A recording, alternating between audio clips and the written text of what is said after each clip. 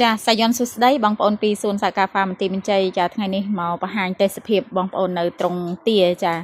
ត្រង់ទាដែលនឹងខ្ញុំរៀបសម្រាប់ធ្វើឈុតមេបាបងប្អូនចាជាទូទៅនឹងខ្ញុំតែងតែរៀបឈុតសម្រាប់បង្ហាញបងប្អូននៅពេលដែលខ្ញុំចាប់ដើមជ្រេលក់ណាបងប្អូនចានេះនៅខាងក្រោយសួនរបស់យើងគឺមានស្រះចំនួន2បងប្អូនចាតែស្រះនេះគឺស្រះចាស់ទេប៉ុន្តែនេះខ្ញុំចាវាច្រើនឆ្នាំទៅវារាក់ណាបងប្អូនដល់ហើយយើងកាយលើកឡើងអញ្ចឹងទៅដាំចេកដាំអីបន្ថែមដើម្បីបានជាចំណីសัตว์ណាបងប្អូនចាចាំទាបងប្អូនបើស្អីយើងមានដើមចេកច្រើនល្អមែនទែនចាដើមចេកចកសូឡាអីវាជួយឲ្យយើងចុះចំណីច្រើនទេបងប្អូនចានេះសត្វតែមេបាពងនៅក្នុងសួនរបស់យើងចានេះខ្ញុំតែង